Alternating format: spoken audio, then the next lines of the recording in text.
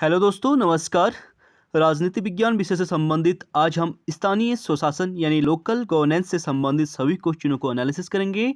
उससे पहले प्लीज़ आप लोग वीडियो को लाइक कीजिए, शेयर कीजिए, सब्सक्राइब कीजिए। तो चलिए स्टार्ट करते हैं। पंचायती राज का विकास एवं संरचना यानी डेवलपमेंट एंड स्ट्रक्चर ऑफ पंचायती राज। तो आज का हमारा पहला क्वेश्चन है आपका, पंचायती राज का निम्न समितियों पर विचार कीजिए एवं उन्हें क्रम में व्यवस्थित कीजिए। तो इसमें सबसे पहले आ जाएगा आपका B.R. मेहता समिति यानी बलवंत राय मेहता समिति 1956-57। उसके बाद आपका अशोक मेहता समिति 1977 और उसके बाद आपका G.K.V. राव समिति 1985 और अंत में आपका L.M. सिंघवी समिति 1986। इस प्रकार इस क्रम में से लगा सकते हैं। इंपॉर्टेंट क्वेश्चन है, लोकल गवर्नेंस से क्वेश्चन सभी एग्जामों में पूछा जाता है। आप देख सकते हैं 73वें संविधान संशोधन अधिनियम 1992 द्वारा पंचायती राज संस्थाओं को संवैधानिक दर्जा प्राप्त हुआ था और आर्टिकल 243 ख भारत में त्रिस्तरीय पंचायती राज व्यवस्था का प्रावधान करता है, जिसमें प्रत्येक राज्य में ग्राम स्तर पर ग्राम पंचायत, मध्यवर्ती स्तर पर क्षेत्र पंचायत और जिला स्तर पर जिला पंचायत का गठन का प्रावधान किया गया है। अगला है हमारा, भारत के संविधान के किस भाग में त्रिस्तरीय पंचायती राज की व्यवस्था है? तो कौन सा भाग है? भाग 9 यानी ए इसका राइट आंसर हो जाएगा। आप देख सकते हैं 73वें संविधान संशोधन 1992 द्वारा संविधान में भाग 9 और 11वीं अनुसूची जोड़ी गई, जिसमें पंचायती राज व्यवस्था का प्रावधान किया गया। और 74वें संविधान संशोधन 1992 द्वारा शहरी निकायों में स्वशासन यानी भाग 9A और 12वीं अनुसूची जोड़ी गई थी। मोस्ट इंपोर्टेंट क्वेश्चन है, प्लीज आप लोग नोट डाउन कर सकते हैं और साथ ही वीडियो को लाइक और शेयर जरूर करें। अगला हमारा, निम्नलिखित में से कौन सही सुमेलित है? तो इसमें जो सही सुमेलित है वो पूछा गया है, तो इसका राइट आंसर हो जाएगा सी यानी सुमेलित कौन सा है? बलवंत राय मेहता समिति का संबंध पंचायती राज संस्थाओं से हो जाएगा। बाकी A, B और D इसमें रॉन्ग हो जाएंगे। आप देख सकते हैं संतानम समिति, ठीक है, केंद्रीय सतर्कता आयोग से संबंधित है और संतानम समिति जो बनी थी, कमेटी बनी थी 1962 में बनी थी और इसके तहत जो CVC सेंट्रल विजिलेंस कमीशन की स्थापना की गई थी 1964 में की गई थी, जो भ्रष्टाचार से संबंधित है। अगला हमारा GV.K. राव समिति 1985, इसका संबंध पंचायती राज में ग्रामीण विकास एवं गरीबी उन्मूलन कार्यक्रम की समीक्षा के लिए बनाया गया था। अगला हमारा बलवंत राय मेहता समिति 1957, इसका संबंध आपका पंचायती राज को संवैधानिक दर्जे से हो जाएगा। और अंत में जो दंत वाला कमेटी है 1978, इसका संबंध ब्लॉक स्तर पर नियोजन से संबंधित है। अगला हमारा अशोक मेहता समिति 1977, इसका संबंध पंचायती राज पद्धति को 2 स्तरीय यानी जिला और मंडल स्तर पर बनाने की बात अशोक मेहता कमेटी के द्वारा की गई थी। और अगला हमारा L.M. सिंघवी समिति 1986, इसका संबंध पंचायती राज संस्थाओं का जो पुनरुत्थान पर एक अवधारणा पत्र तैयार करने की बात की गई थी। और अगला हमारा P.K. Thungon committee most important 1988, इसका संबंध पंचायती राज को मजबूत करने हेतु ये प्रावधान किया गया था। और अंत में हमारी जो लाई गई थी गॉडगिल कमेटी लाई गई थी, जिसका संबंध भी 1988 से है और इस समिति का संबंध पंचायती राज से ही है। अगला हमारा, निम्नलिखित में से कौन सा आर्टिकल राज्य सरकारों को ग्राम पंचायतों के गठन का निर्देश देता है? तो वो आर्टिकल है आर्टिकल 40, बी इसका राइट आंसर हो जाएगा। आप देख सकते हैं संविधान के भाग 4 के आर्टिकल 36 से 51 तक राज्य के नीति निर्देशक तत्वों का उल्लेख किया गया है, जिसके अंतर्गत आर्टिकल 40 में ग्राम पंचायतों के गठन की बात की गई है। और ग्राम पंचायतों का प्रावधान जो है गांधीवादी विचारधारा से भी प्रेरित है, क्योंकि 1992 के 73वें संविधान संशोधन द्वारा ग्राम पंचायतों के गठन के प्रावधान को संविधान में शामिल किया गया और ग्राम पंचायतों के गठन को संवैधानिक दर्जा जो है बलवंत राय मेहता कमेटी की रिपोर्ट के आधार पर दिया गया था। अगला है हमारा, निम्नलिखित राज्यों में से किसमें बलवंत राय मेहता समिति की सिफारिशों के अनुसार पंचायती राज व्यवस्था सर्वप्रथम स्थापित की गई? तो सबसे पहले राजस्थान में की गई थी। ए इसका राइट आंसर हो जाएगा। आप देख सकते हैं 2 अक्टूबर 1959 को पंडित जवाहरलाल नेहरू ने बलवंत राय मेहता समिति की सिफारिश पर राजस्थान के नागौर जिले में पंचायती राज व्यवस्था का शुभारंभ किया था। मोस्ट इंपोर्टेंट क्वेश्चन, बहुत बार पूछा गया है। अगला हमारा, पंचायती राज व्यवस्था का मूल उद्देश्य निम्नलिखित में से क्या सुनिश्चित करता है? तो यहाँ पे इसका राइट आंसर हो जाएगा, पहला है विकास में जन भागीदारी, बिल्कुल राइट स्टेटमेंट है। अगला है राजनीतिक जवाबदेही, तो पंचायती राज का संबंध राजनीतिक जवाबदेही से नहीं है, ठीक है, तो दूसरा इसमें रॉन्ग हो जाएगा। और तीसरा है लोकतांत्रिक विकेंद्रीकरण, पंचायती राज व्यवस्था का जो आधार है लोकतांत्रिक विकेंद्रीकरण ही है, तो राइट स्टेटमेंट हो जाएगा। अगला है वित्तीय संग्रहण, और वित्त से संबंधित इसका मामला नहीं है, यानी पहला और तीसरा इसका राइट आंसर हो जाएगा, सी इसका राइट हो जाएगा। तो आप देख सकते हैं पंचायती राज व्यवस्था का जो मुख्य उद्देश्य विकास में जन भागीदारी एवं लोकतांत्रिक विकेंद्रीकरण को सुनिश्चित करने से था। और पंचायती राज व्यवस्था से संबंधित समितियां हैं बलवंत राय मेहता समिति 1957, अशोक मेहता समिति 1977, जीवी के राव समिति 1985 और एल.एम. सिंघवी समिति 1986 है। अगला है हमारा पंचायती राज व्यवस्था 73वां संविधान संशोधन अधिनियम द्वारा स्थापित त्रिस्तरीय प्रणाली में सम्मिलित है। तो त्रिस्तरीय प्रणाली जो बलवंत राय मेहता समिति के द्वारा दी गई थी उसमें शामिल है सबसे पहले ग्राम पंचायत, उसके बाद क्षेत्र पंचायत, उसके बाद जिला पंचायत, यानी ए इसका राइट आंसर हो जाएगा। आप इसका एक्सप्लेनेशन देख सकते हैं। वर्ष 1993 में 73वें संविधान संशोधन के माध्यम से भारत में त्रिस्तरीय पंचायती राज व्यवस्था को संवैधानिक दर्जा यानी कॉन्स्टिट्यूशनल जो है पावर दी गई थी। और संविधान के भाग 9 में पंचायतें नामक शीर्षक के तहत आर्टिकल 243 अणों तक पंचायती राज से संबंधित उपबंधों का प्रावधान किया गया है। और पंचायती राज व्यवस्था में ग्राम पंचायत, क्षेत्र पंचायत और जिला पंचायत को शामिल किया गया है। पंचायती राज से संबंधित बलवंत राय मेहता समिति 1957, अशोक मेहता समिति की बात करेंगे तो 1977, जीवी के राव समिति जो है 1985 और एल.एम. सिंघवी समिति का संबंध आपका 1986 से हो जाएगा। अगला क्वेश्चन है हमारा, नीचे दो कथन दिए गए हैं, कथन और कारण से संबंधित क्वेश्चन है, तो इसे देखते हैं। प्रत्येक राज्य में पंचायतों का गठन जो है ग्राम, मध्यवर्ती एवं जिला स्तर पर किया जाएगा। और कारण है इसका, उस राज्य में मध्यवर्ती स्तर पर पंचायती राज का गठन नहीं होगा जिसकी जनसंख्या 20 लाख से कम है।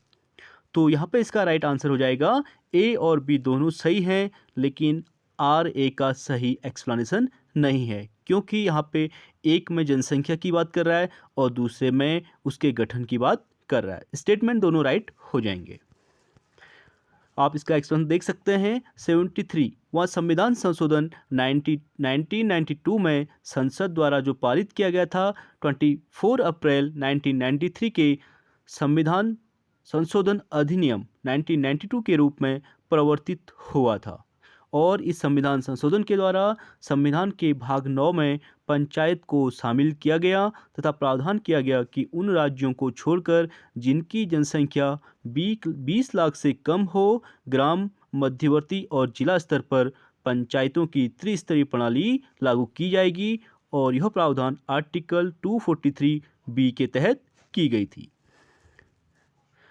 और पंचायतों के पुनरुद्धार से संबंधित जो कुछ कमेटियां गठित की गई थी तो उसकी बात करेंगे। सबसे पहले हनुमंत राव कमेटी गठित की गई थी जो 1983 में।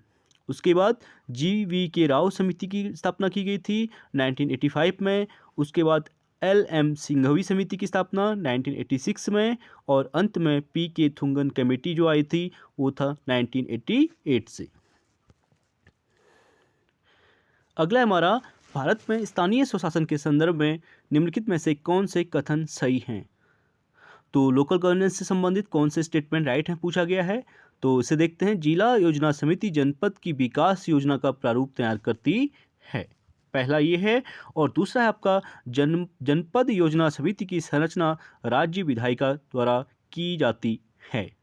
तो यहाँ पे दोनों स्टेटमेंट राइट हो जाएंगे, यानी सी इसका राइट आंसर हो जाएगा। पहला और दूसरा दोनों सही हैं। आप देख सकते हैं भारतीय संविधान के आर्टिकल 243 जेड डी के अनुसार प्रत्येक राज्य में जिले में पंचायतों तथा नगरपालिकाओं द्वारा तैयार की गई योजनाओं का समेकन करने एवं संपूर्ण जिले के लिए एक विकास योजना का प्रारूप तैयार करने के लिए उद्देश्य से एक जिला योजना समिति का गठन का प्रावधान किया गया है, जिसमें राज्य की विधायिका जनपद योजना समिति की संरचना, कार्य, नियमों आदि को विधि के अनुसार निर्धारित करने की शक्ति रखती है। अगला है हमारा, भारत में स्थानीय शासन से संबंधित निम्नलिखित घटनाओं पर विचार कीजिए और उन्हें क्रम में व्यवस्थित करने की बात की गई है। तो उसे देख लेते हैं। सबसे पहले इसमें अशोक मेहता कमेटी आ जाएगी, जिसकी स्थापना 1977 में हुई थी। उसके बाद जीवी के राव समिति 1985, उसके बाद आपका LM सिंघवी समिति 1986 और अंत में PK थुंगन कमेटी 1988। अगला है आपका, पंचायती राज में गठित निम्नलिखित समितियों को क्रम में व्यवस्थित कीजिए और नीचे दिए गए कूट से सही उत्तर का चयन कीजिए। यहाँ पे इंपॉर्टेंट क्वेश्चन है, बार बार रिपीट हो रहा है, सभी कमेटियाँ जो है इंपॉर्टेंट हैं। तो इसे देख लेते हैं।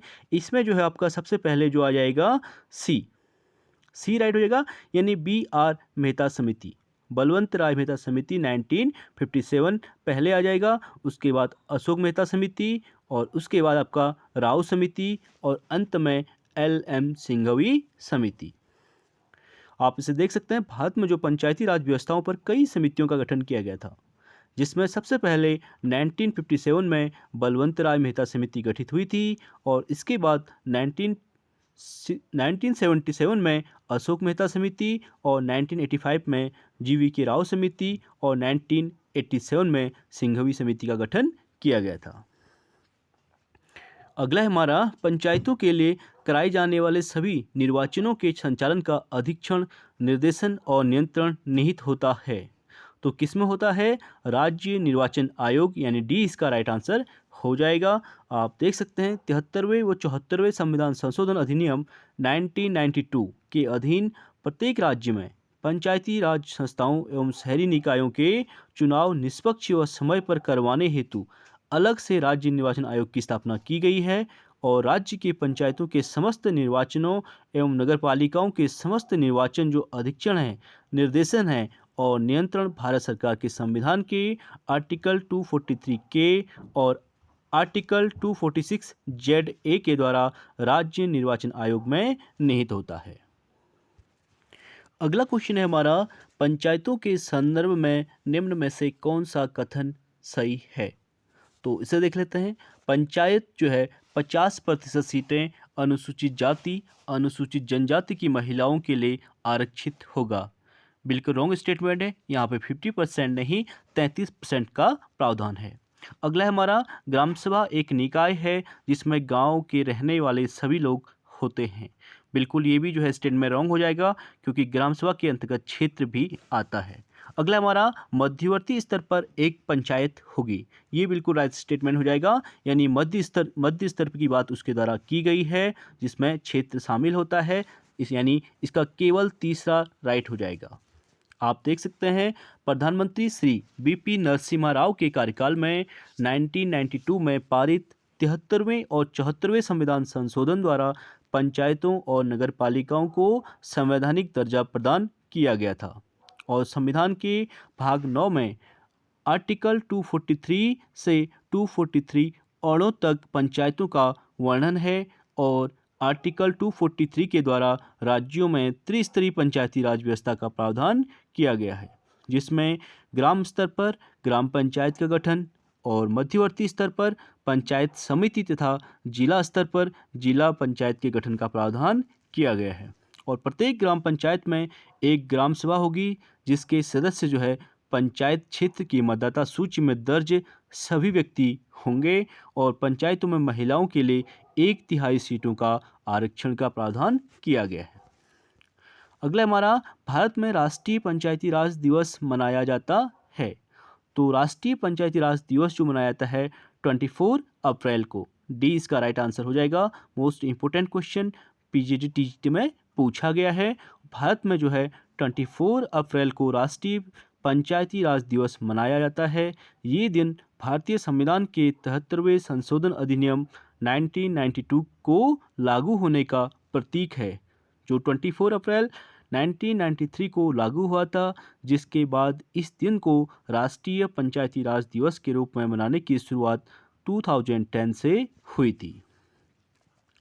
अगला है हमारा, भारत के संविधान की 11वीं अनुसूची में कितने विषय हैं? मोस्ट इम्पोर्टेंट क्वेश्चन है। तो 11वीं अनुसूची में जो है 29 विषय दिए गए हैं, यानी सी इसका राइट आंसर हो जाएगा। आप इसे देख सकते हैं, संविधान संशोधन अधिनियम 1992 के 73वां संविधान संशोधन के तहत 1993 द्वारा भारतीय संविधान में एक नया भाग 9 और एक नई अनुसूची 11वीं अनुसूची जो है जोड़ी गई थी, जिसमें पंचायती राज व्यवस्था के संवैधानिक दर्जा प्रदान किया गया था और 11वीं अनुसूची में कुल 29 विषय को शामिल किया गया था, जिस पर पंचायतों को विधि बनाने की जो कानून बनाने की शक्तियां प्रदान की गई थी। अगला हमारा, पंचायती राज से संबंधित निम्नलिखित समितियों को क्रम में रखिए। फिर इसको क्रम में लगाने की बात कर रहा है। आप इसे देख सकते हैं। सबसे पहले बलवंत राय मेहता समिति आएगी 1957, उसके बाद अशोक मेहता समिति 1977, उसके बाद आपका GVK राव समिति 1985 और अंत में LM सिंघवी समिति जो है 1986 से हो जाएगा।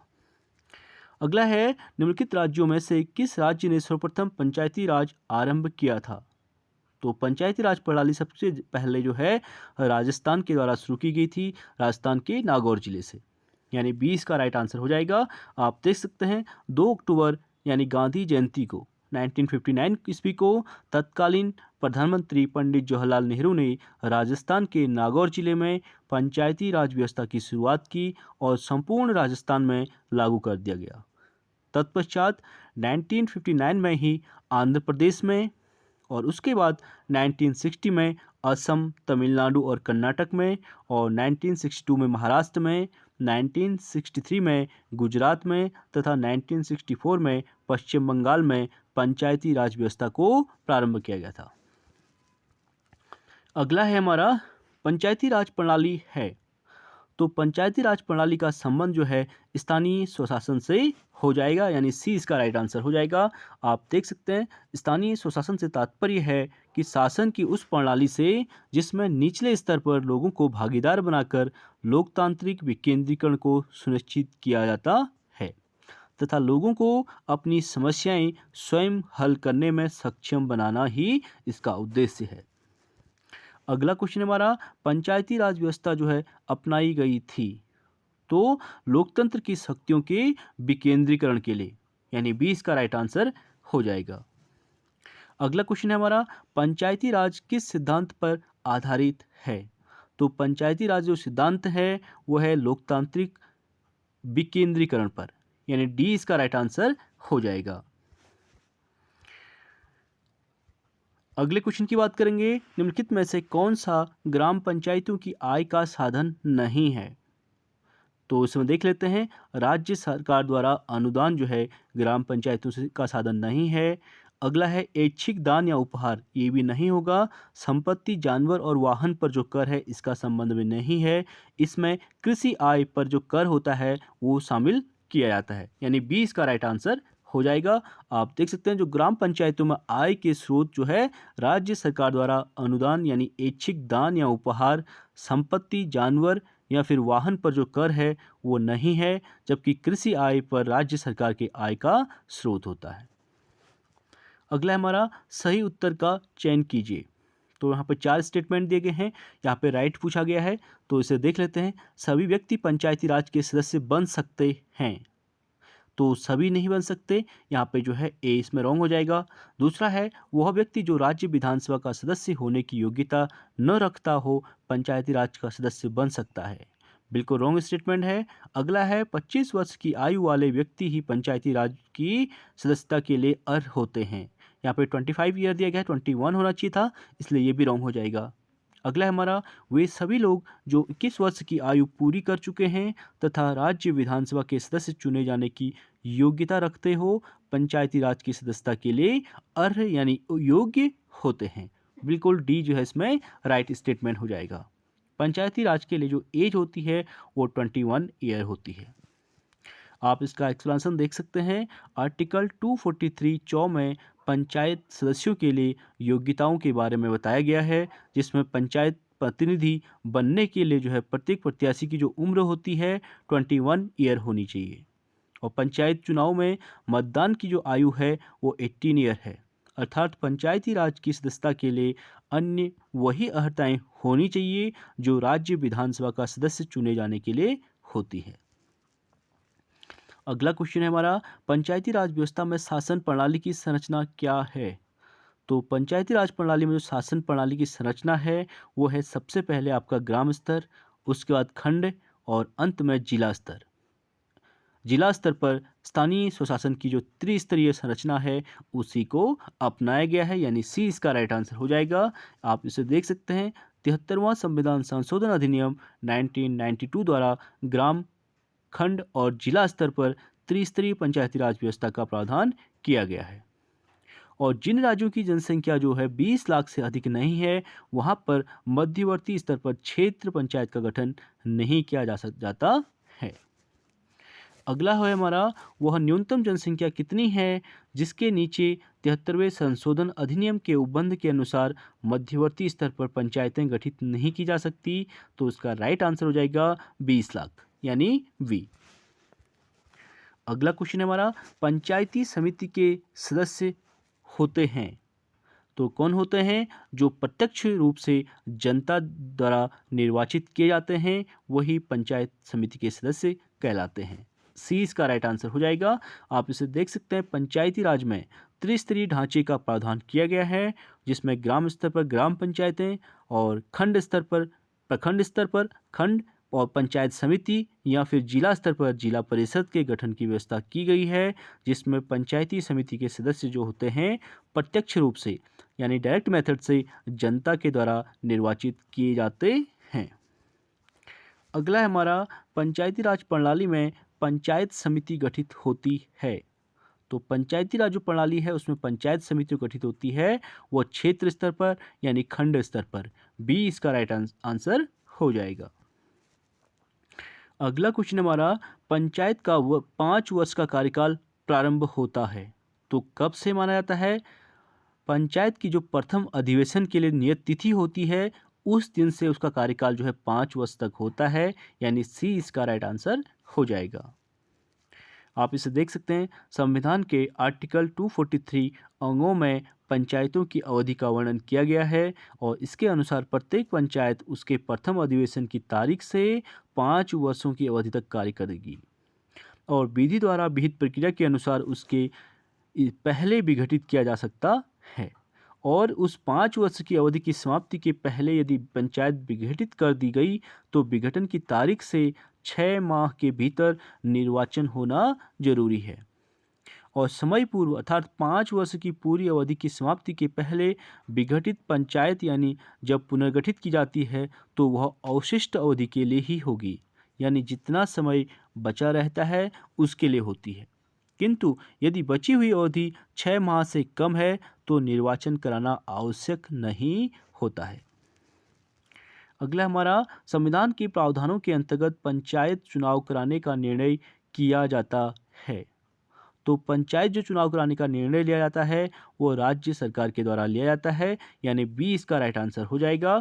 इसे देख सकते हैं। संविधान के प्रावधानों के अंतर्गत जो पंचायत चुनाव कराने का निर्णय राज्य सरकार द्वारा किया जाता है और निर्वाचन स्वतंत्र हो, उसमें गड़बड़ी ना हो और यह सुनिश्चित करने के लिए आर्टिकल 243 टॉ में यह कहा गया है कि निर्वाचनों के लिए एक निर्वाचक नामावली तैयार कराने का और सभी निर्वाचनों के संचालन करने का, अधीक्षण करने का और निर्देशन और नियंत्रण एक राज्य निर्वाचन आयोग में निहित होता है, यानी राज्य निर्वाचन आयोग का ये कर्तव्य होता है।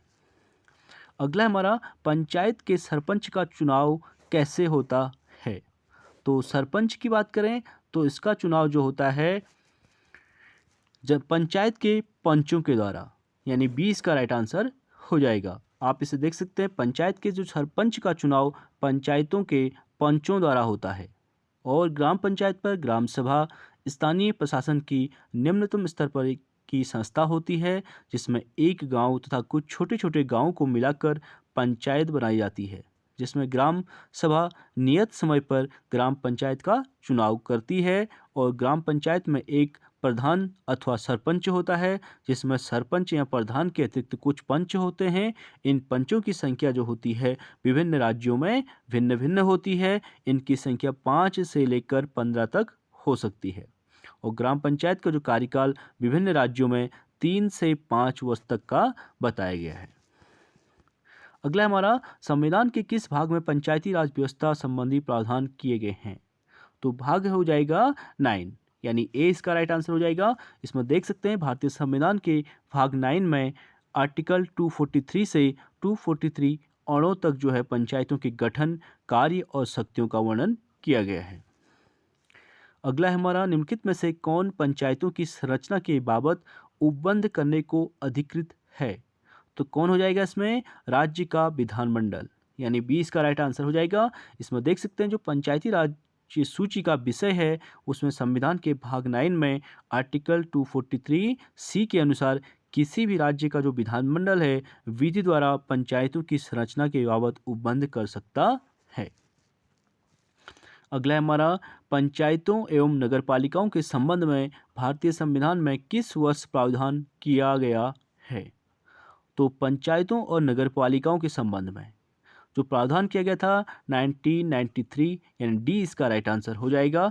आप इसे देख सकते हैं, संविधान के 73वें संशोधन द्वारा पंचायती राज संस्थाओं को संवैधानिक मान्यता यानी कॉन्स्टिट्यूशनल जो है मान्यता प्रदान की गई थी, जिसमें संविधान में नया अध्याय व नई अनुसूची जोड़ी गई थी। अध्याय 9 द्वारा संविधान में आर्टिकल 16 और एक अनुसूची 11वीं अनुसूची जोड़ी गई थी, जिसमें 25 अप्रैल 1993 से 73वां संविधान संशोधन अधिनियम 1993 लागू किया गया, जिसमें 74वें संविधान संशोधन 1992 द्वारा संविधान के भाग 9 को आर्टिकल 243 तो से,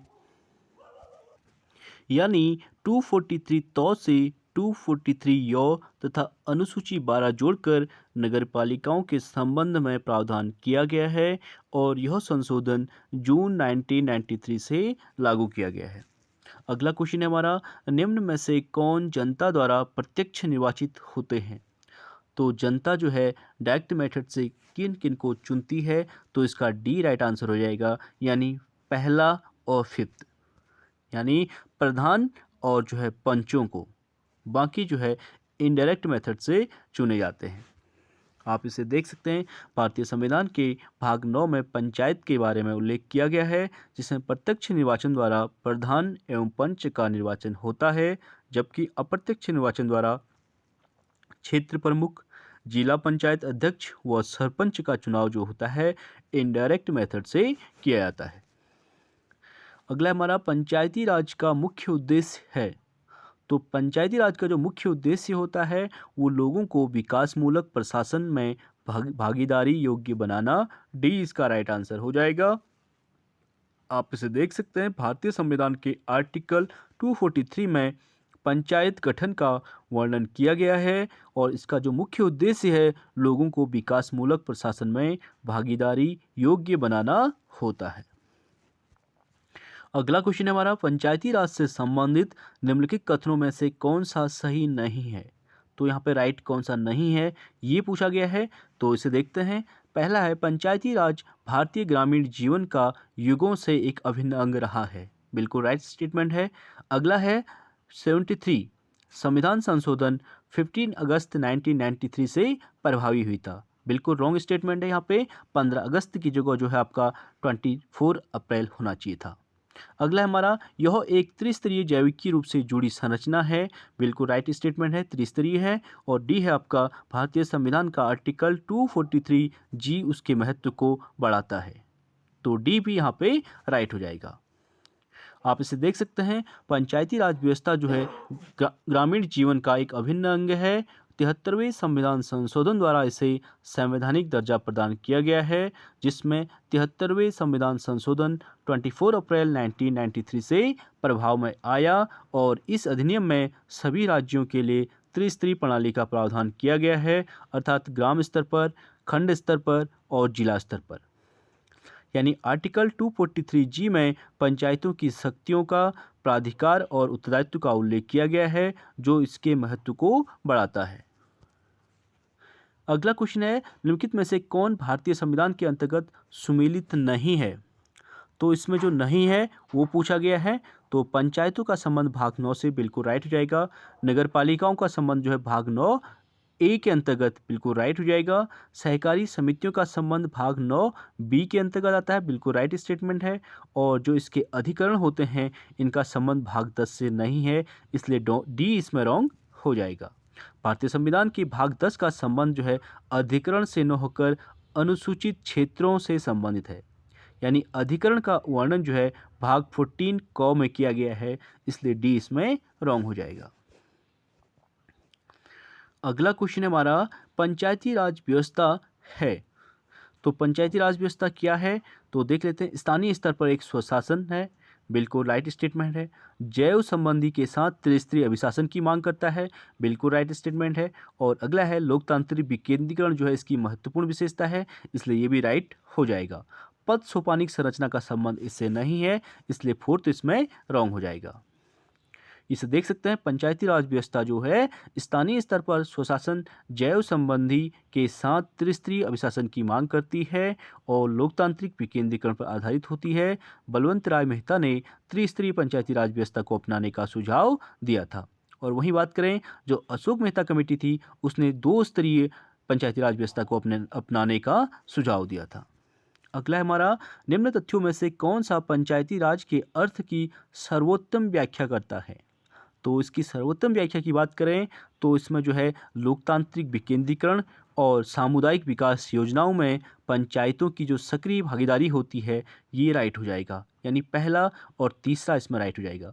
और दूसरा प्रशासनिक विकेंद्रीकरण की बात इसके द्वारा नहीं की गई है और अधिक वित्तीय शक्तियों का उपयोग इसमें नहीं किया जाता है, यानी दूसरा और चौथा रॉन्ग हो जाएगा। आप इसका एक्सप्रेशन देख सकते हैं। पंचायती राज के अर्थ की सर्वोत्तम व्याख्या करता है कि सामुदायिक विकास योजनाओं में जो पंचायतों की सक्रिय भागीदारी होती है तथा लोकतांत्रिक विकेंद्रीकरण सुनिश्चित होता है और देश में पंचायती राज व्यवस्था के बनने से पंचायती राज संस्थाओं को जो है राजनीतिक स्वायत्तता के साथ साथ सीधे आर्थिक साधन जुटाने तथा अपने क्षेत्र की व्यवस्था और नियंत्रण को व्यापक अधिकार मिल सके हैं। अगला क्वेश्चन हमारा कथन और कारण से संबंधित है, यानी स्टेटमेंट से संबंधित है। तो इसे देख लेते हैं। पंचायतों के प्रधान, प्रमुख तथा अध्यक्ष के पदों में महिलाओं के लिए, जिनमें अनुसूचित जाति, अनुसूचित जनजाति तथा पिछड़ी जाति की जो महिलाएं सम्मिलित हैं, आरक्षण से उनके क्रियाकलाप में एक सुस्पष्ट परिवर्तन आया है। बिल्कुल राइट स्टेटमेंट है। यहाँ पे जो है 33% आरक्षण इनको दिया गया है, जिससे इनके जीवन स्तर में सुधार आया है। तो कारण है इसका, ग्रामीण क्षेत्रों की महिलाएं इस आरक्षण की मांग लंबे समय से कर रही थी। तो कारण इसमें रॉन्ग हो जाएगा, यानी ए इसमें राइट है, परंतु आर क्या है, गलत है। क्योंकि यही सही है कि ग्रामीण स्थानीय निकायों में जो महिलाओं के आरक्षण के परिणामस्वरूप उनकी भूमिका एवं क्रियाकलापों से यह निकाय अपने उद्देश्य की ओर निरंतर अग्रसर हो रहे हैं। परंतु इस प्रकार के आरक्षण की मांग जो है विकसित समाज वर्ग में दीर्घकालिक मांग के परिणाम है, न कि ग्रामीण महिलाओं की मांग का परिणाम है।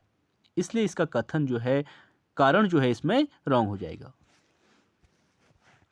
अगला क्वेश्चन हमारा, संविधान के अंतर्गत पंचायतों में जो महिलाओं के लिए 1/3 यानी 33% प्रतिनिधित्व की जो गारंटी कौन सा आर्टिकल देता है?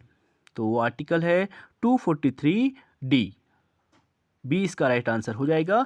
आप इसे देख सकते हैं, संविधान के अंतर्गत पंचायतों में महिलाओं के 1/3 प्रतिनिधित्व की जो गारंटी देता है वो आर्टिकल 243D देता है।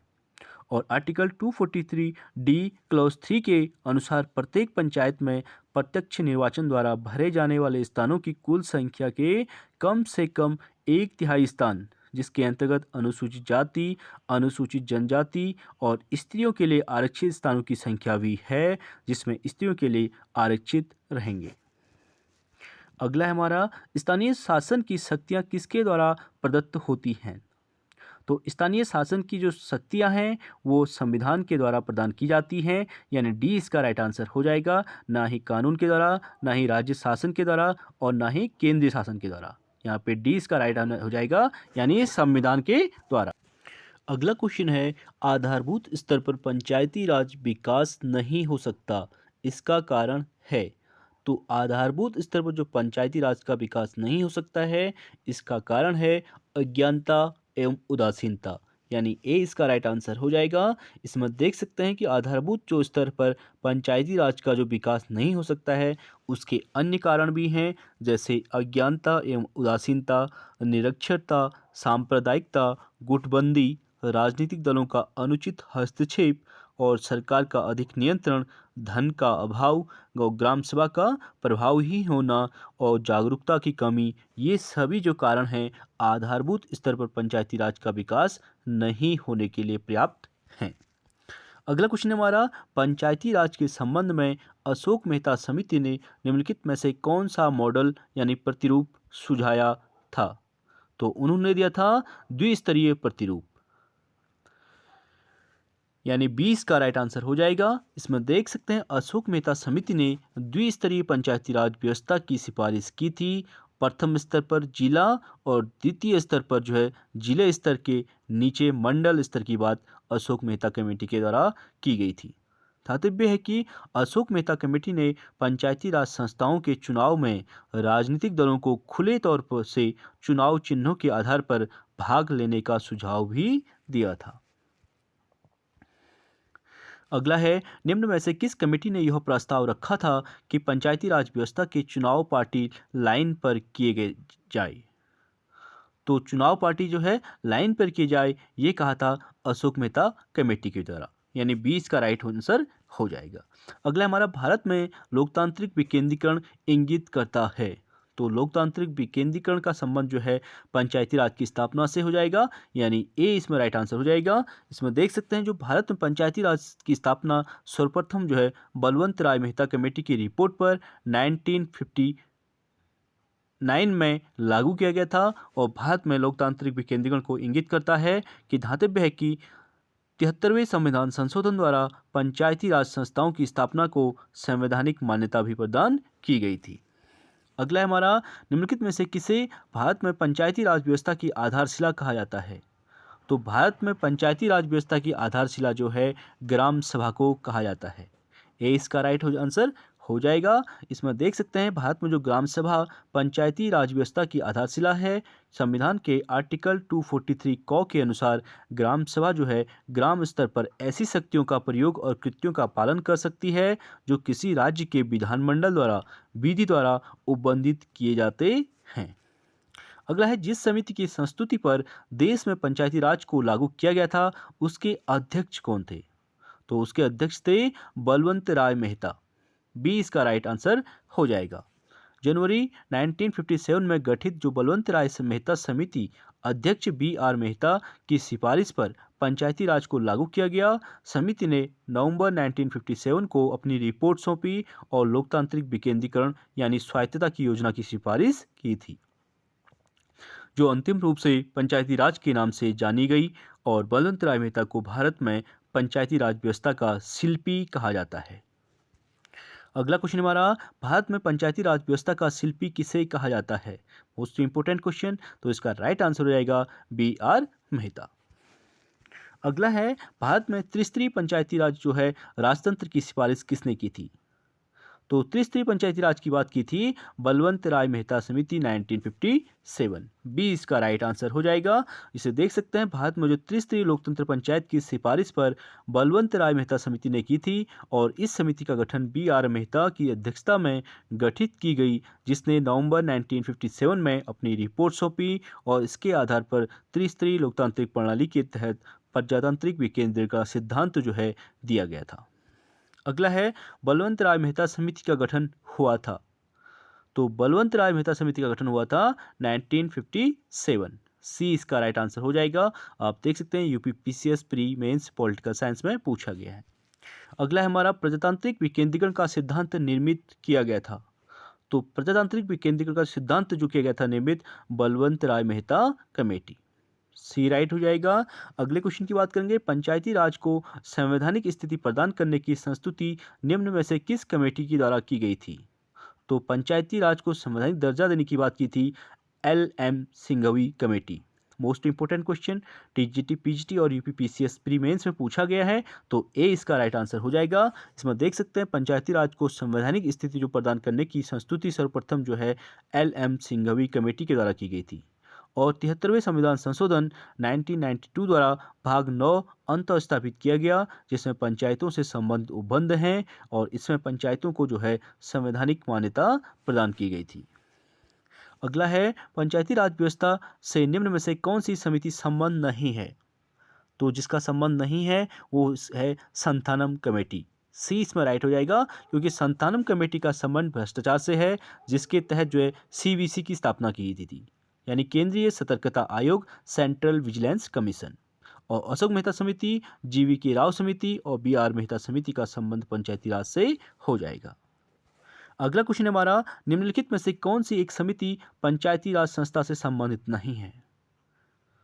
तो यहाँ पे ए इसमें राइट हो जाएगा, पी.वी.एन. राव समिति, सिंघवी समिति, मेहता समिति और बलवंत राय समिति का संबंध इससे है और ए इसमें रॉन्ग हो जाएगा। अगला है, यहाँ पे देख सकते हैं बलवंत राय मेहता समिति 1957, जी.वी. के राव समिति 1985, एल.एम. सिंघवी समिति 1986 और अशोक मेहता समिति 1977। अगला है, निम्नलिखित में से कौन भारतीय संविधान के 73वें संशोधन में सम्मिलित है? तो सम्मिलित जो है वो पूछा गया है। तो पहला जिला पंचायत बिल्कुल राइट है, क्षेत्र पंचायत राइट हो जाएगा, ग्राम पंचायत की बात भी इसके द्वारा की गई, ये भी राइट होएगा। नगर पंचायत की बात जो है 73वें संविधान संशोधन में नहीं किया गया है, इस नगर पंचायत का संबंध 74वें संविधान संशोधन से है, यानी पहला, दूसरा और तीसरा इसमें राइट हो जाएगा, फोर्थ इसमें रॉन्ग हो जाएगा। देख सकते हैं 73वें संविधान संशोधन के तहत जो है सभी राज्यों में ग्राम स्तर पर ग्राम पंचायत, माध्यमिक स्तर पर क्षेत्र पंचायत और जिला स्तर पर जो है जिला पंचायत का प्रावधान किया गया है। और यह अधिनियम पूरे देश में जो है पंचायती राज के संरचना के समरूप लाता है। फिर भी ऐसा राज्य जिनकी जनसंख्या 20 लाख से ऊपर ना हो को माध्यमिक स्तर पर पंचायतों के गठन करने की छूट देता है। अगला है हमारा, पंचायती चुनाव में अनुसूचित जातियों के लिए पदों का आरक्षण किस राज्य में लागू नहीं होता है? तो आरक्षण का जो प्रावधान है वो अरुणाचल प्रदेश में लागू नहीं होता है, सी इसमें राइट आंसर हो जाएगा। पंचायती राज चुनाव में अनुसूचित जातियों के लिए जो पदों का आरक्षण है अरुणाचल प्रदेश में लागू नहीं होता है, क्योंकि 83वें संविधान संशोधन वर्ष 2000 के अनुसार पंचायती राज संस्थाओं में अनुसूचित जाति के लोगों के लिए आरक्षण की व्यवस्था करने की जो संवैधानिक बाध्यता में छूट प्रदान की गई है। इस संशोधन के तहत पंचायती राज व्यवस्था में धारा 3A जोड़ी गई, जिसके अनुसार अरुणाचल प्रदेश को राज्य में कोई अनुसूचित जाति न होने के कारण उक्त संवैधानिक छूट प्रदान की गई है। अगला है हमारा, निम्नलिखित पंचायतों में से किन्हें या किसे उत्तर प्रदेश में जिला योजना में सम्मिलित किया जाता है? तो जिला योजना में यूपी में जो सम्मिलित किया जाता है केवल नगर पंचायत को किया जाता है, ग्राम पंचायत और क्षेत्र पंचायत का संबंध इससे नहीं है, इसमें जो है पहला राइट हो जाएगा। देख सकते हैं नगर पंचायत जो है जिला पंचायत नामक दो संस्थाओं को उत्तर प्रदेश में जिला योजना के तहत सम्मिलित किया गया है। अगला क्वेश्चन है, उत्तर प्रदेश में पंचायती राज संस्थाओं में महिलाओं के लिए आरक्षित स्थानों की संख्या कितनी है? तो उत्तर प्रदेश की बात करें तो कुल स्थानों का 1/3 यानी 33%, ए इसका राइट आंसर हो जाएगा। इसमें देख सकते हैं आर्टिकल 243D के खंड 3 के अनुसार प्रत्येक पंचायत में प्रत्यक्ष निर्वाचन द्वारा जो भरे जाने वाले स्थानों की कुल संख्या के कम से कम 1/3 स्थान अनुसूचित जातियों, अनुसूचित जनजातियों की स्त्रियों के लिए आरक्षित स्थानों की संख्या भी है, और जिसमें स्त्रियों के आरक्षित रहेंगे। और ऐसे स्थान किसी पंचायत में भिन्न भिन्न निर्वाचन क्षेत्रों को चक्रानुक्रम से आवंटित किए जा सकते हैं। अगला है हमारा महिलाओं के लिए स्थानों में 33% आरक्षण का संवैधानिक प्रावधान इस समय लागू हुआ। तो किस में लागू हुआ था? स्थानीय निकायों में, लोकल गवर्नेंस, यानी सी इसका राइट आंसर हो जाएगा। मोस्ट इंपोर्टेंट क्वेश्चन, ये यूपीपीसीएस प्री में पूछा गया है। अगला है हमारा निम्न पर विचार कीजिए और नीचे दिए गए कूट से चुनाव कीजिए। कथन और कारण से संबंधित है, तो इसे देख लेते हैं। यहाँ पे पहला है, स्थानीय निकायों को वित्तीय सहायता प्रदान करने हेतु उपायों पर विचार करने के संबंध में संघीय वित्त आयोग की कोई भूमिका नहीं है। बिल्कुल रॉन्ग स्टेटमेंट है, क्योंकि संघीय वित्त आयोग का इसमें अहम भूमिका होती है। यहाँ पे दिया गया कि कोई भूमिका नहीं है। और कारण है इसका, संविधान के 73वें तथा 74वें संशोधन के बावजूद स्थानीय शासन संविधान की 7वीं अनुसूची के अंतर्गत राज्य का विषय बना हुआ है। ये बिल्कुल राइट स्टेटमेंट हो जाएगा, क्योंकि 7वीं अनुसूची के अंतर्गत जो है राज्य का विषय बना हुआ है। तो यहाँ पे डी राइट हो जाएगा, यानी ए गलत है, आर सही है। आप इसे देख सकते हैं। भारतीय संविधान का आर्टिकल 280 ख तथा ग स्थानीय निकायों को वित्तीय सहायता हेतु राज्य वित्त आयोग की सिफारिशों पर विचार करता है तथा उनको वित्त उपलब्ध कराने का सुझाव देता है। और 73वें और 74वें संशोधन के तहत पंचायतों को 29 विषयों तथा नगरपालिका को 18 विषयों पर विधि बनाने का, यानी कानून बनाने का अधिकार प्रदान किया गया है। आप इसे नोट डाउन कर सकते हैं। यहाँ पे इम्पोर्टेंट ये है कि 73वें संविधान के अंतर्गत जो पंचायती राज है, इसमें जो है 29 विषयों को जोड़ा गया है। और 74वें संविधान के तहत नगरपालिका से संबंधित जो मामले आते हैं, उसमें 18 विषयों को जोड़ा गया है। अगला है हमारा, स्थानीय स्वशासन की निम्नलिखित में से कौन सी एक विशेषता नहीं है? तो स्थानीय शासन की विशेषता कौन सी नहीं है? वैधानिक स्थिति बिल्कुल राइट हो जाएगा। यहाँ पे स्थानीय समुदाय की भागीदारी बिल्कुल राइट हो जाएगा। केंद्रीय नियंत्रण, ठीक है, यहाँ पे केंद्र का जो स्थानीय स्वशासन में कोई नियंत्रण नहीं होता है, तो सी इसमें रॉन्ग हो जाएगा। और कर आरोपित कर वित्त प्राप्त करने की शक्ति बिल्कुल राइट हो जाएगा, यानी ए, बी और डी इसमें राइट हो जाएगा, सी इसमें रॉन्ग हो जाएगा। आप इसे देख सकते हैं। स्थानीय शासन जो है केंद्रीय नियंत्रण से मुक्त होता है, इसमें केंद्र की कोई भूमिका नहीं होती है। इसीलिए पंचायतों का निर्वाचन कराने के लिए राज्य निर्वाचन आयुक्त की नियुक्ति की जाती है।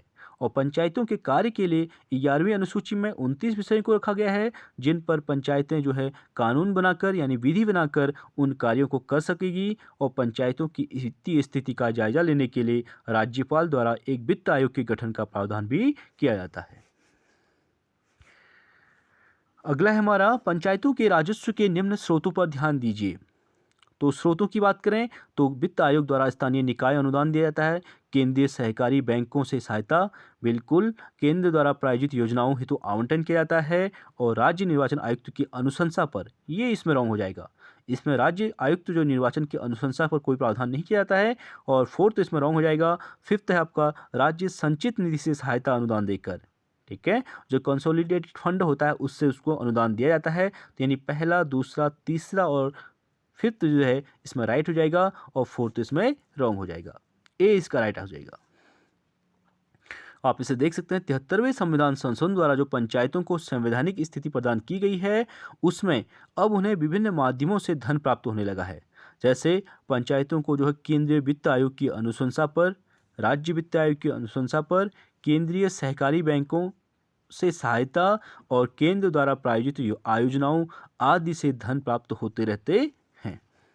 अगला है, संविधान का जो 73वां संशोधन अधिनियम 1992 संबंधित है, तो किससे संबंधित है? ग्रामीण स्थानीय स्वशासन से, यानी बी इसका राइट हो जाएगा। इसमें देख सकते हैं, संविधान का 73वां संशोधन अधिनियम 1992 ग्रामीण स्थानीय स्वशासन से संबंधित है, जबकि 74वां जो है नगरपालिका से है। और 73वें संविधान संशोधन अधिनियम 1992 द्वारा पंचायती राज को संवैधानिक आधार प्रदान किया गया है। और इस संशोधन द्वारा संविधान में भाग 9 जोड़ा गया है तथा आर्टिकल 243 से 243 अणों तक इसकी व्यवस्था की गई है। ज्ञातव्य है कि 73वें संविधान संशोधन द्वारा स्थापित पंचायती राज व्यवस्था में त्रिस्तरीय व्यवस्था की बात की गई है। अगला क्वेश्चन है हमारा, उत्तर प्रदेश पंचायत विधि अधिनियम 1994 के अनुसार पंचायत क्षेत्र के गठन के लिए जनसंख्या होनी चाहिए, तो कितनी होनी चाहिए? तो यहाँ पे 2000। इसे देख सकते हैं उत्तर प्रदेश पंचायत विधि अधिनियम 1994 जो पिछले उत्तर प्रदेश क्षेत्र पंचायत यानी जिला पंचायत अधिनियम 1961 का संशोधित रूप है। इसमें ग्राम पंचायत क्षेत्र के लिए जनसंख्या जो है 2000 तथा क्षेत्र पंचायत के लिए 50,000 निर्धारित की गई है। अगला है निम्नलिखित में से कौन तृणमूल लोकतंत्र से संबंधित है? तो तृणमूल लोकतंत्र का संबंध जो हो जाएगा पंचायती राज पद्धति यानी बी इसका राइट आंसर हो जाएगा। अगला क्वेश्चन है निम्नलिखित में राज्यों में से किसमें पंचायती राज संस्था लागू नहीं है? Most important question.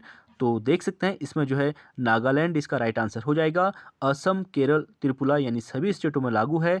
नागालैंड में पंचायती राज व्यवस्था को लागू नहीं किया गया है। आप इसमें देख सकते हैं पंचायती राज व्यवस्था जो है नागालैंड हो गया आपका, मेघालय हो गया आपका, मिजोरम और कुछ अन्य विशेष क्षेत्रों पर लागू नहीं है। अगले क्वेश्चन की बात करेंगे पंचायती राज व्यवस्था में न्याय पंचायतों को किसी को बंदी बनाए जाने की सजा देने का अधिकार निम्न में से किस राज्य में है? तो इसका राइट स्टेटमेंट हो जाएगा बिहार। बिहार में जो है पंचायत को यह अधिकार दिया गया है कि किसी को बंदी बनाए जाने की सजा देने का अधिकार दिया गया है। बिहार के अतिरिक्त अन्य कहीं भी न्याय पंचायत के पास जो है कैद की सजा देने की शक्ति नहीं है और न्याय पंचायतें अदालती पंचायतें होती हैं। उनकी स्थापना का उद्देश्य जो है ग्रामीण लोगों को तीव्र एवं कम खर्चीला न्याय देने के लिए किया गया है। ये सामान्यतः चल संपत्ति से संबंधित छोटे दीवानी मुकदमे तथा छोटे अपराधों के मुकदमे सुनती है तथा जिसके लिए जुर्माना किया जा सकता है जो उचित दोष निवारक होता है। अगला है किसने यह विचार प्रतिपादित किया कि प्रत्येक गांव पंचायत का गणराज्य होगा? तो ये कहा था गांधी जी ने। डी इसका राइट आंसर हो जाएगा। महात्मा गांधी ने कहा कि प्रत्येक गांव जो है पंचायत का गणराज्य होगा। उन्होंने आगे लिखा है कि यदि गांव नष्ट होंगे तो भारत क्या हो जाएगा? नष्ट हो जाएगा। ये इंपॉर्टेंट कोटेशन है महात्मा गांधी की। तो उनके द्वारा जो कहा गया था यदि अगर गांव नष्ट हो जाएंगे तो भारत ही नष्ट हो जाएगा। अगला क्वेश्चन है हमारा संविधान के 73वें संशोधन अधिनियम 1992 के अंतर्गत पंचायती राज व्यवस्था निम्न में से किस पर लागू नहीं है? तो इसका राइट आंसर हो जाएगा ए नागालैंड, मेघालय, मिजोरम। आप इसे देख सकते हैं लक्षद्वीप की बात करें नागालैंड हो गया, मिजोरम और मेघालय के अतिरिक्त संपूर्ण भारतवर्ष में विभिन्न स्वरूपों में स्थानीय सरकार कार्यरत है और लोकतांत्रिक विकेंद्रीकरण एवं भारत के समग्र विकास की दिशा में पंचायती राज एक श्रेष्ठतम प्रयास है और भारत में पंचायती राज का वर्तमान स्वरूप संविधान के 73वें संशोधन पर आधारित है। राजस्थान पहला राज्य है जहां पर सर्वप्रथम पंचायती राज की स्थापना की गई थी। अगला क्वेश्चन है हमारा सन 1952 में जिस सामुदायिक विकास कार्यक्रम का प्रारंभ किया गया था उसे तकनीकी सहायता प्राप्त हुई है। मोस्ट इंपोर्टेंट क्वेश्चन, बहुत बार पूछा गया है और सामुदायिक विकास कार्यक्रम की स्थापना पूछा गया है 1952 हो जाएगा और इसको जो सहायता मिली है वो संयुक्त राज्य अमेरिका से प्रदान की गई है। बी इसमें राइट हो जाएगा। सामुदायिक विकास कार्यक्रम 1952 को प्रारंभ करने के लिए भारत सरकार ने संयुक्त राज्य अमेरिका से तकनीकी सहायता प्राप्त की थी और इसी सामुदायिक विकास कार्यक्रम 1952 के बाद बलवंत राय मेहता कमेटी 1956 लाई गई थी जिसके माध्यम से पंचायती राज को अपनाया गया था। अगला है हमारा सामुदायिक विकास परियोजना का प्रारंभ कब हुआ था? तो सामुदायिक विकास कार्यक्रम जो चलाई गई थी 1952। सी इसका राइट हो जाएगा।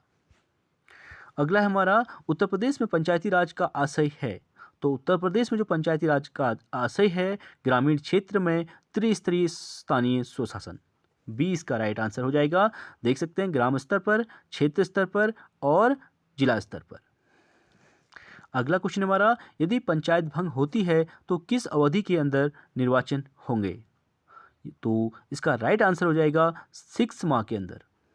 पंचायत भंग होने के बाद 6 माह के अंदर निर्वाचन कराना जरूरी है। इसे देख सकते हैं प्रत्येक पंचायत उसके पहले अधिवेशन की तारीख से 5 वर्ष तक चलती है और पंचायत को विधि के अनुसार इससे पहले भी विघटित किया जा सकता है। यदि पंचायत का विघटन हो जाता है तो निर्वाचन उसके विघटन की तारीख से 6 माह के भीतर पूरा हो जाना चाहिए और विघटन के पश्चात जो पंचायत बनती है वह 5 वर्ष की पूर्ण अवधि तक काम नहीं करती है अपितु वह शेष अवधि तक काम करती है जो समय बचा हुआ होता है। अगला है निम्नलिखित में से कौन एक पंचायतों से संबंधित नहीं है? तो पंचायतों का संबंध इसमें संविधान का 74वां संविधान संशोधन से नहीं हो जाएगा, यानी इसका संबंध नगर पालिकाओं से है। बी इसमें राइट आंसर हो जाएगा। आप देख सकते हैं 74वां संविधान संशोधन 1992, इस संशोधन अधिनियम के तहत नगर पालिकाओं के गठन को संवैधानिक मान्यता दी गई है, ना कि पंचायती राज। अगला है हमारा पंचायती राज संस्थाओं में महिलाओं के लिए आरक्षित स्थानों सीटों के संदर्भ में निम्नलिखित में से कौन सा कथन सही है। तो यहाँ पे केवल फर्स्ट इसमें राइट आंसर हो जाएगा। आप देख सकते हैं इसका प्रावधान संविधान के आर्टिकल 243 डी क्लॉज 3 में दिया गया है। पहला स्टेटमेंट राइट है और बाकी तीनों रॉन्ग हो जाएंगे। अगला क्वेश्चन हमारा पंचायती राज निर्वाचन हेतु राज्य निर्वाचन आयुक्त नियुक्त किया जाता है। तो राज्य निर्वाचन जो आयुक्त होता है उसकी नियुक्ति जो है राज्य के राज्यपाल यानी गवर्नर के द्वारा की जाती है। सी इसमें राइट हो जाएगा। इसे देख सकते हैं पंचायतों के निर्वाचन हेतु राज्य निर्वाचन आयुक्त की नियुक्ति आर्टिकल 243 के अनुसार राज्यपाल द्वारा की जाती है। अगला है पंचायती राज की संरचना में निम्नलिखित में से कौन सा एक सही नहीं है।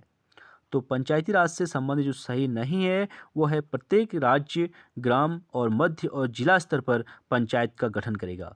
तो यहाँ पर 4 स्तर दिए गए हैं, इसलिए ये रॉन्ग हो जाएगा क्योंकि वहाँ पर त्रिस्तरीय की बात की जाती है। 73वां संविधान संशोधन अधिनियम 1992 में पंचायत में जो अंतर्निहित प्रावधान है वो है आर्टिकल 243 गो, 243 को और 243 खो।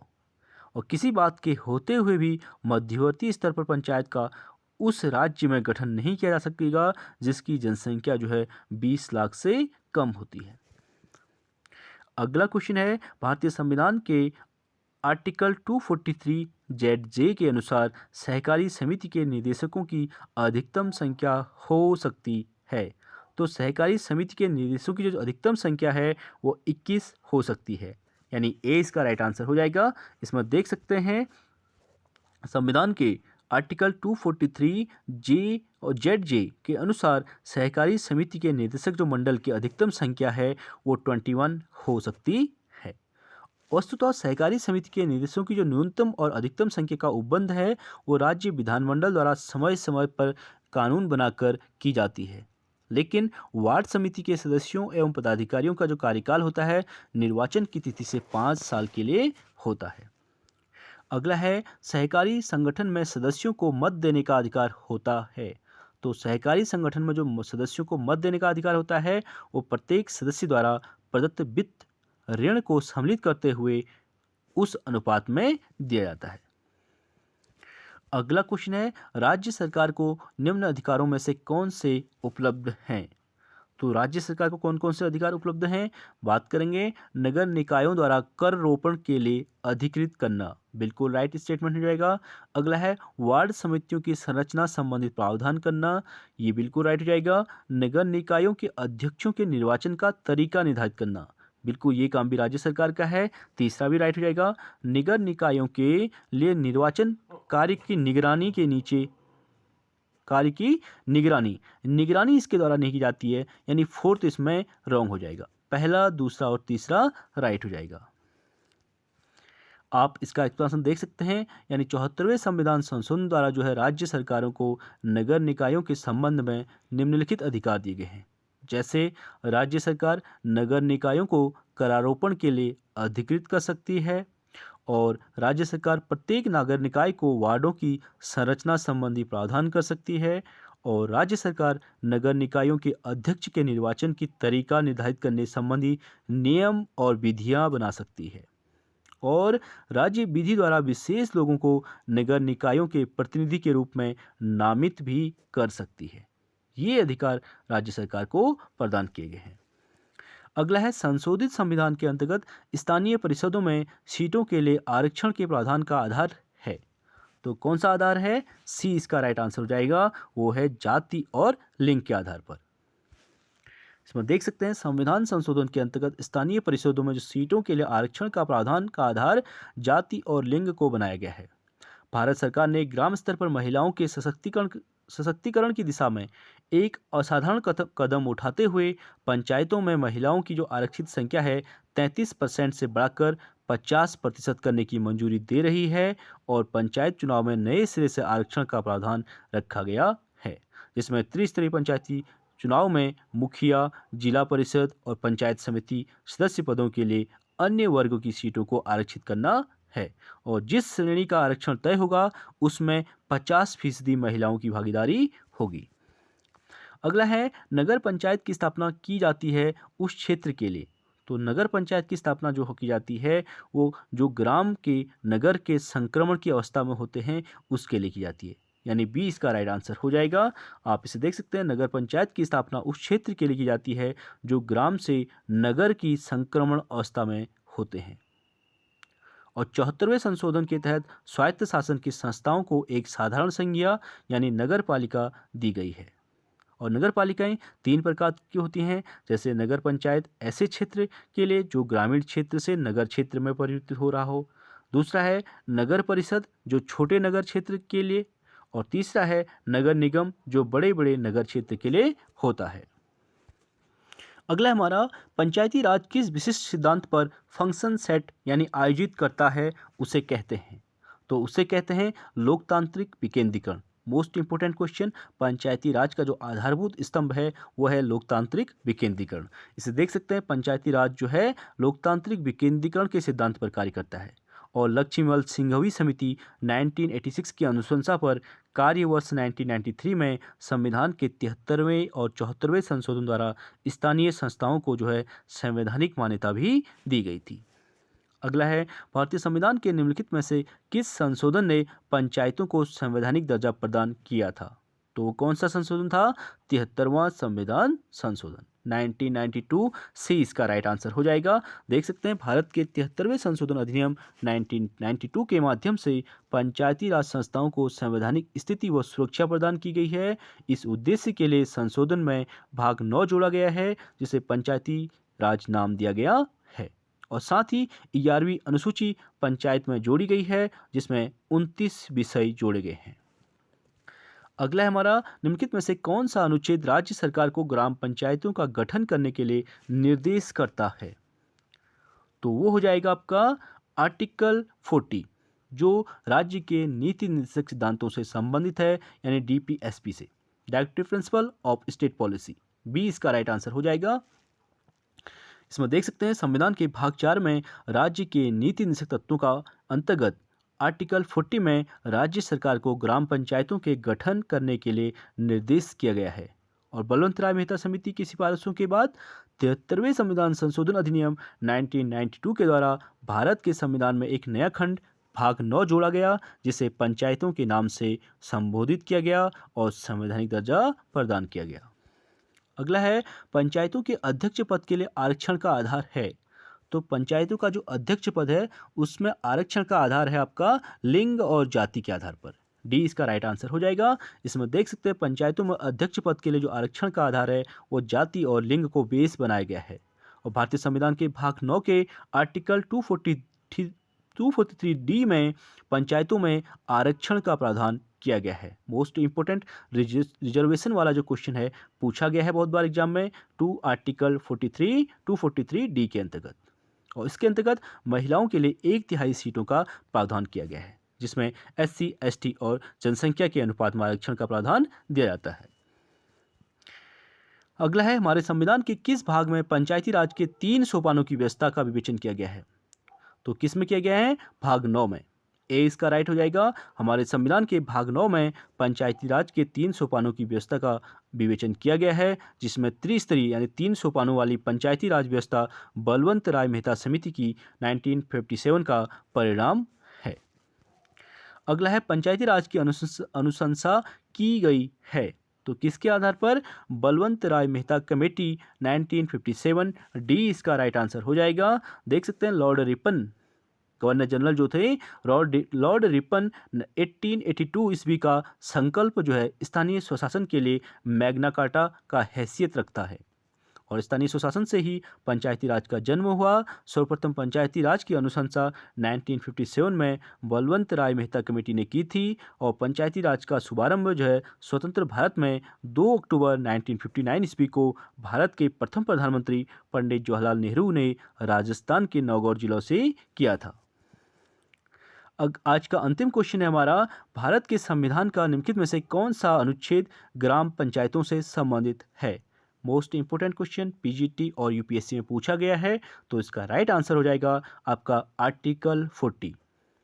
ए इसमें राइट हो जाएगा। देख सकते हैं भारत के संविधान का जो आर्टिकल 40 है टीपीएसपी से संबंधित है, जिसमें ग्राम पंचायतों के गठन से संबंधित है और संविधान के भाग 9 के अंतर्गत आर्टिकल 243 से 243 अणों तक जो है पंचायत से संबंधित प्रावधानों का उल्लेख किया गया है।